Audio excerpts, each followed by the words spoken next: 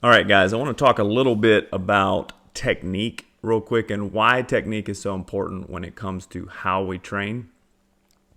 There's a lot of mistakes that people make in the gym, and one of them is they tend to just kind of move weights around without any real purpose to how they're doing it or any thought to what the movement is supposed to be doing, right? There's no magic in taking your arm with a weight and going up and down, right? You can do that a lot, and if you might get some results, but you're also going to waste a lot of time.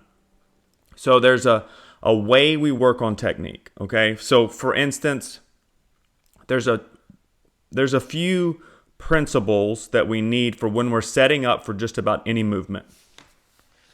The human body does a few things really well.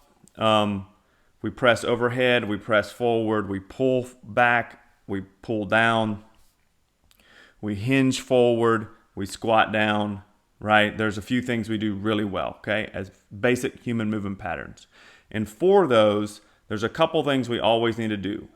We need to always have our shoulders back and slightly down, which will engage the lat muscle right here, right? And it also keeps you from rounding your back forward. So shoulders back and down. We need our butt slightly tilted out, right? You're not arching your back. You're not like trying to twerk or do some kind of weird dance. Your shoulders are back and down. Your lower back is slightly tight and your butt pushed out slightly. Abs slightly tight, okay? Those are your basic positions. What this does, it keeps your spine in the right place and keeps alignment and keeps you tight, right? It keeps your core tight as well.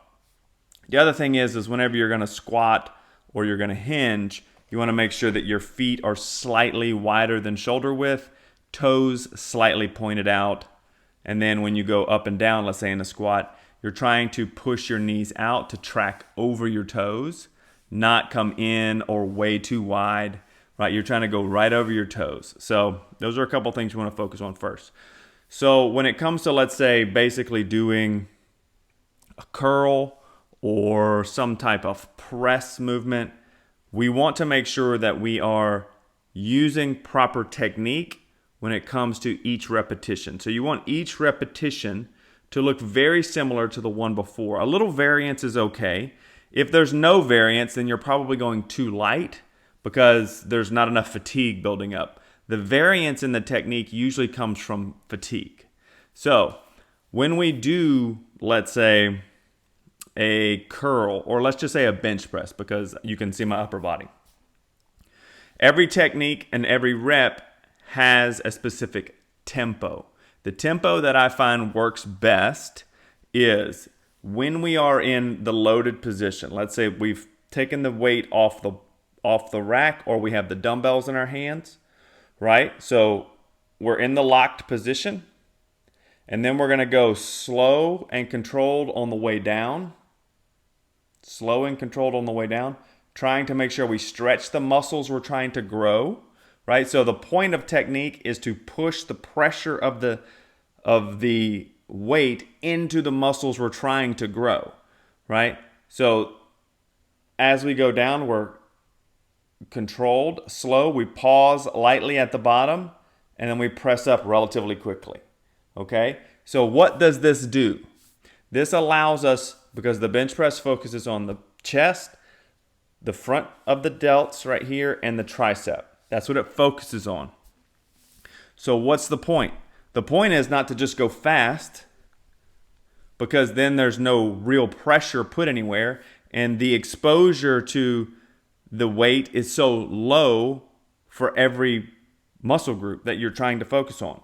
So if we go slow, we push more pressure into the muscles we're trying to grow, because control requires more activation of the muscles.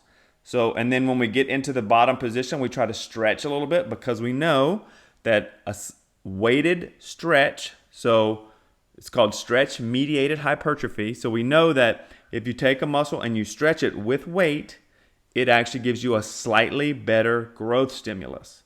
So when we get to the bottom, we push our chest up, we try to stretch it, and then we press up under control. Then slow again, up, and pressure, okay? Another thing to think about is like when we're doing curls, okay? Curls would be you start in the bottom position. Now the main thing you want to do with curls, this is what I see people do. Their upper body's moving. So if your upper body's moving, where's the pressure of this technique going? It's going all over the place. It's not going directly into the bicep.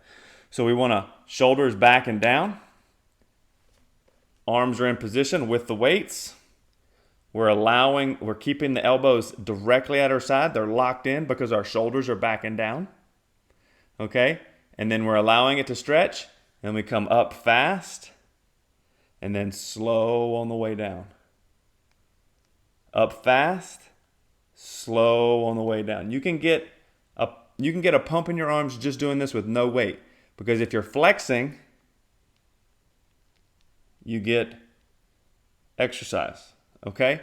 So same thing. Anytime you're setting up for, let's say, a tricep push down, shoulders back and down, we grab the rope or whatever handle you're using, slight lean forward. This allows more stretch in the triceps.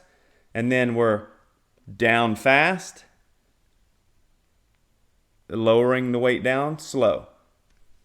Press fast, lowering the weight slow. But the shoulders are back and down, butt slightly pushed out, abs and core slightly tight. Okay, if you follow these basic cues, there's a lot more explanation that can go into this, but if you follow these basic cues, shoulders back and down, this is on every exercise. This is even when you're bench pressing. If you lay on the bench and you push your shoulders back and down, you're in the perfect position. And the shoulders are locked into place. If you get a barbell squat, you put the bar on your back, shoulders back, down, the bar is locked into place, butt slightly out, lower back is tight. You're in the right position. It's the same thing whenever you do a deadlift or a Romanian deadlift. You got the weight in front of you, shoulders back and down, right? We're locked into position, butt slightly out, and then we bend forward and push the butt back. The technique works for everything. The big thing for most people is the tempo and not using momentum. If you get your shoulders back and down, focus on what does this technique work, what muscles does this technique work, and then do everything you can to push as much pressure into those muscles as you can. The point is fatigue. The point is the pain.